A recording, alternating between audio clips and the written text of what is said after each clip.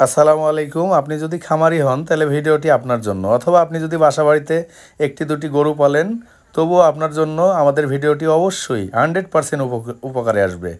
তো আপনারা না টেনে দেখতে থাকুন। আমাদের দেশে আমরা গরু পালি কিন্তু অনেকে নিয়ম মানি না। আপনারা জানেন, আমার অন্যান্য শর্ট ভিডিওতে আমি বলে থাকি যে আমাদের দেশে দুধ এবং মাংস উৎপাদনের 55% নষ্ট করে পরজীবী। তো আমরা খামার পর্যায়ে যাই আর বাড়িতে গরু পালি, যেভাবেই পালি না কেন, পরজীবীটা যদি আমরা 100% দমন করতে পারি তাহলে উৎপাদন অটোমেটিক 55% বেড়ে যাবে।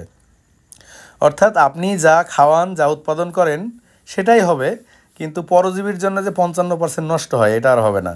তো আপনাকে এই পরজীবী কী সেটা জানতে হবে এবং এটা দমন করবেন কীভাবে সেটাও জানতে হবে। যে জীব অন্য জীবের উপর নির্ভর করে জীবনযাপন করে তাকে পরজীবী বলে, সোজা সাপটা কথা। তো এদের বডিতে যে কৃমিগুলো থাকে এদের বাইরে আহার করার কোনো অপশন নাই। এরা যা খাদ্য গ্রহণ করে গরুর বডি থেকে ডাইরেক্ট ব্লাড, একটা প্রাপ্তবয়স্ক কলিজা কৃমি পার ডে 3 থেকে 5 মিলি রক্ত শোষণ করে থাকে। তো এরকম বিভিন্ন স্তরে, বিভিন্ন ধাপে, বিভিন্নভাবে এরা রক্ত শোষণ করে থাকে এবং আমাদের উৎপাদনে ব্যাঘাত ঘটায়। তো আপনাদেরকে যেটা করতে হবে, 3 মাস পর পর কৃমির বুস্টার ডোজ দিবেন। কৃমির বুস্টার ডোজ বলতে আপনার মনে প্রশ্ন হতে পারে যে কৃমির ডোজ বুঝি, কিন্তু বুস্টার ডোজ কী? হ্যাঁ, ঠিকই শুনেছেন। আগে কি করতাম, আমরা অনলি কৃমির ওষুধ খাওয়াতাম বা এরকম কিছু, বা অনেকে খাওয়াতামই না।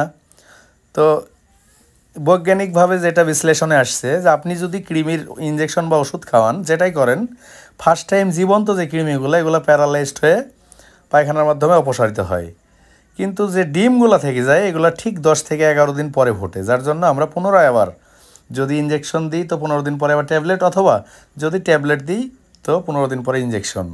এবং এইগুলো অবশ্যই একটি ট্যাবলেট 75 কেজি বডি ওয়েটের উপরে না।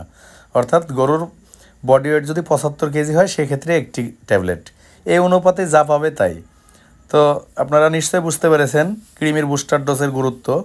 তো আপনারা 3 মাস পরে পরে কৃমির বুস্টার ডোজ করবেন। তারপরে আপনাদের গোয়ালে কয়েল জ্বালাবেন, মশারি দিবেন, স্প্রে করবেন। মোট কথায় কৃমি, উকুন, আঠলি, মশা, মাছি এগুলা যদি দমন করতে পারেন আপনার উৎপাদন থেকে 55% বৃদ্ধি হয়ে যাবে। তো আপনারা এগুলা আমার নিজের তৈরি করা কোনো ব্যক্তিগত কোনো মতামত না, প্রত্যেকটা বিষয়ের একটা মন্ত্রণালয় থাকে।